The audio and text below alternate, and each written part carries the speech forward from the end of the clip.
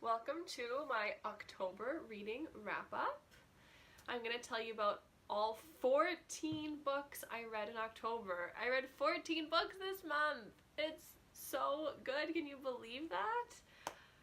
This was Spookathon, Readathon this month, which is good. I read 4 books during the Spookathon, and I have other vlogs for that where I talk more about the books in detail if you're interested in learning more about them, more about what I thought. But we're going to start off with the first book I read in the month and then going down to the last book I read. So I started October off with And the Mountains Echoed by Khaled Hosseini. I started reading this book in September and then I finished it in October. I gave this book a 5 out of 5. I absolutely loved it. I thought it was a great book. I've read his other book, The 1,000 Splendid Suns, and I also loved that book.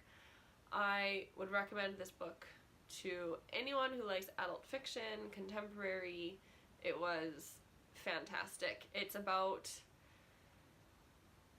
every chapter is like written or narrated by a different character, and it follows the story of all these characters and talking about Afghanistan during like over 50-year span.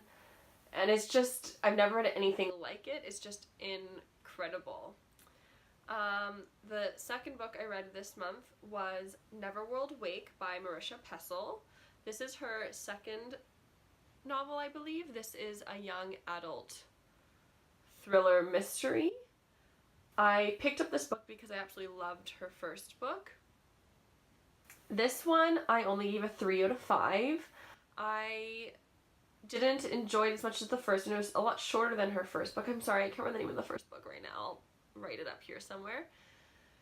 Anyway, it's about these kids, this group of friends. They die and they go into the Neverworld, and it's about them figuring out a mystery from when they were in the real world and how they're gonna get out of the Neverworld. They're figuring out the murder of a friend back in the real world, and it was just okay. I mean, it was really nothing special for me. A 3 to 5. I liked it, but would I recommend you to read it? Maybe. If you're interested in that kind of stuff, in young adult mysteries, so maybe. The third book I read was April Raintree, which is a novel written by a Manitoban woman. I'm from Manitoba in Canada, and this book was so good. It was first published in the 80s, but it honestly could have been written today. How almost nothing has changed is outstanding and eye-opening and scary.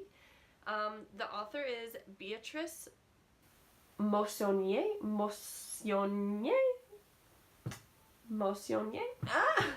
Anyway, she is a Métis Manitoba woman, and her book is about 2 sisters who grew up in foster care and their life after foster care. I don't really want to say too much. It is heartbreaking, as you can imagine. It's a fiction book. I believe it is a bit loosely based on her real life experience, but it's a fantastic read. Anyone who is interested in learning about Métis culture, Indigenous issues, anyone interested in social issues, Manitoban issues, anyone who wants to be a social worker, any of those kinds of things. I just think any Canadian should read it, to be honest. Everyone should read it in the world. But I also really love it because it talks about Winnipeg, which is my hometown. So it's cool when you have your hometown in a book and you're reading about it and you can actually picture things. So 5 out of 5 for that one. The fourth book I read was Setting Free the Kites, and I decided to pick up this book after hearing a review from Girl About Library. I'm so glad I took a recommendation because I also gave this book 5 out of 5. It was amazing. It's a contemporary, it's a fiction novel. It is about friendship and relationships and brothers and growing up, being a teenager. Basically, the main character, he has a brother who's ill.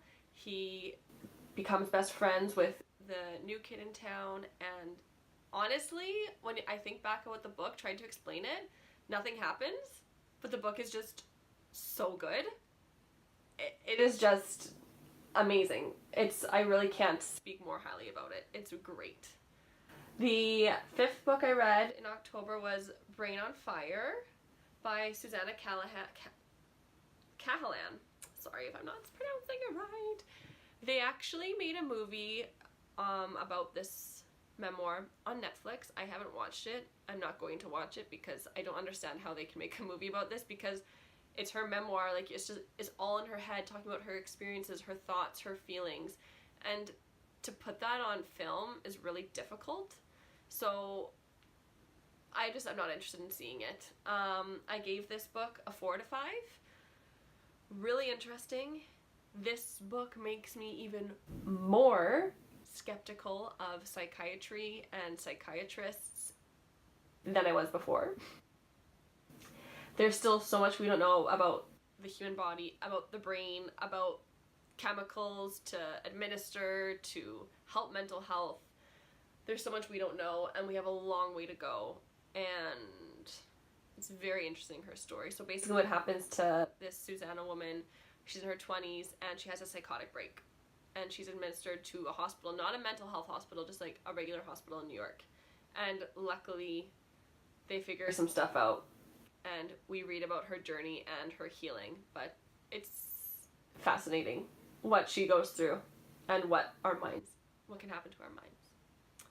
The sixth book I read in October was, this was a great little fun read. It's called Confessions of a Domestic Failure by Bunmi Laditan. I gave this book a 5 out of 5 because I laughed my butt off.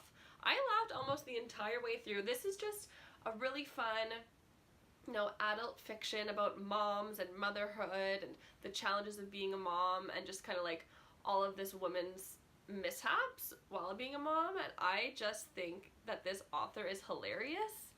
So basically, this new mother of a 9-month-old baby, she becomes a participant in mommy boot camp, and it's just about her trying to be the best mom she can, but she has all these mishaps along the way. It reminds me a lot of Sophie Kinsilla's writing. So if you like Sophie Kinsilla, I think you would also enjoy Bunmi Laditan. So yeah, 5 out of 5 for me. It's not like 5 out of 5 because it's like, it touches you and it's really interesting and soulful, but it's just a really funny light read. The 7th book I read, so this is the start of Spookathon. I read My Lovely Wife in a Psych Ward, which is a non-fiction. It's a memoir written by Mark Lukács. 5 out of 5 again. Loved this book. Again, making me realize there's still so much we don't know about mental health, about the body, about the brain, about drugs that we put in our body to fix the brain. It is just a crazy wild ride that some people have to go on. And I loved his writing. I loved how he describes the relationship. I love how him and his wife are still working together. I hated the ending because I want to know more. What is going on now in your life, Mark Lukács? I need to know what's going on with your wife. So 5 out of 5 for that one. The next one is The Witch Elm by Tana French. 1 out of 5. You can see my Spookathon vlogs and my Spookathon wrap up for this. It was just boring and bland, and I wish I never picked it up. I have nothing else to say. It's about this Irish guy. He gets beat up and he loses memory, and then they find a skeleton on his uncle's estate, and it's like, where did the skeleton come from? And it's just so bad. Not gonna spend more time on that. The next book is Emma in the Night, which I gave 5 out of 5. It was so good. I think that was my favorite book I read this month. It's so good. It's a thriller. It's about 2 sisters who disappear. 3 years later, one of them comes back. Where's the other sister? You find out so many family secrets along the way. The end of every chapter is like a cliffhanger, and you just have to keep reading. I read it in 2 days. I basically read it in 1 day. Like, I read the 1 day, and then the next day I only had 60 pages left. It was so good I couldn't put it down. Absolutely recommend. 5 out of 5. The next book, the last book for Spookathon, was Stalking Jack the Ripper by Carrie Maniscalco. I gave it a 1 out of 5. There's definitely an audience for this book. This is a YA mystery. I probably would have really enjoyed this book when I was in high school. I can see a lot of young girls excuse me, enjoying this book. I just didn't like it. Set in the 1800s, a girl is studying to be, not a mortician, one of those people who like evaluates dead bodies and how they killed, what's the postpartum, blah blah blah. Postpartum? No, I don't know what that means. It's about, she's studying to like examine dead bodies and stuff. There's a romance. She's stalking Jack the Ripper, trying to who is Jack the Ripper, and it's just not my taste. The thing is, like, this had it had a really good premise, a really good idea, but the way it was executed, I didn't like at all. And the way the story went, I didn't like at all. So I'm trying to go fast because I don't want this video to be more than 15 minutes. I'm already at like 10 minutes, so like, let's go. The next book I read was Sadie by Courtney Summers. This is a YA. It's classified as a thriller. I don't really think it's a thriller. I think it's more of just like a fiction. Yeah. It's this girl, her sister dies. How'd her sister die? We find out as we go. I gave this book a 3 out of 5. I picked it up because Kayla from Books and Lala gave this book a 5 out of 5. She couldn't say more good things about it. She absolutely loved it. So I was like, dang, I gotta read this. And it was good. I liked it. Not my favorite. I wouldn't recommend anyone else to read it because it was just fine, but I did that one. Then there was Every Heart a Doorway by Seanan McGuire. Again, I read this because of Kayla from Books and Lala. I only gave this book a 2 out of 5. It's a middle grade. Well, is it a middle grade? I don't know. No, there's some kind of adult language used, so I'd probably say it's a young adult. It's like a fantasy about these kids. They find secret doorways that take them to different worlds. So when they come back, they go to this school to get better because, you know, their parents think they're crazy now. So they go to this school to get better, and there's a mystery that happens, but it didn't do anything for me. I wasn't absorbed into the world really at all by any means. I don't think I'll continue with the series. I gave it a 2 out of 5 if I didn't say already. Okay, 2 more books.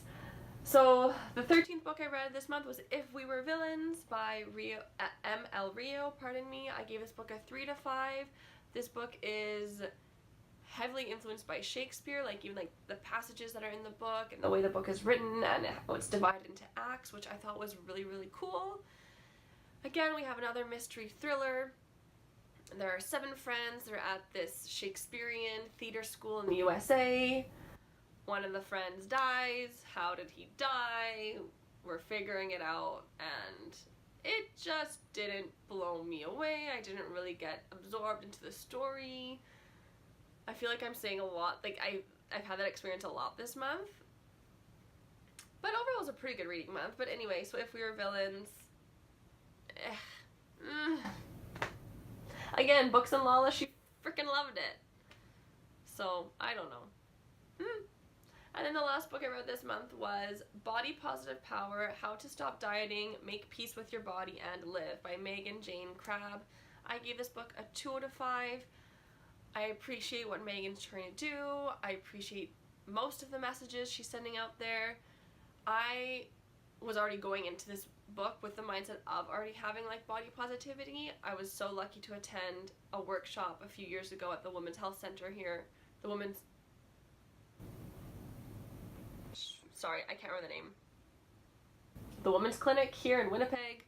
I attended a workshop there that was all about body positivity. Literally changed my life. So a lot of the ideas that Megan was sharing, I'd already heard before. So I was just like, you know, seeing it again.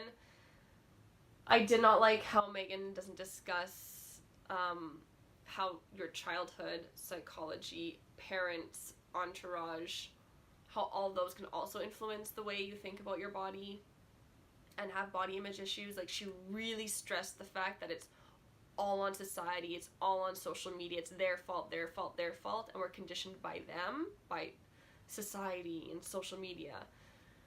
They do play a role, but other things play a role, and I think that we need to delve deeper into that to really know what's going on. So I think it's a good start. I think there's a lot more to body image issues that she hasn't delved into, which I think she should have before writing a book about it. Anyway, that's it. That was October. 14 books. A good reading month. I read a lot of great books. Emma in the Night was my favorite. Go read it. And that's it. thanks for watching, and I will see you in the next video. Bye bye!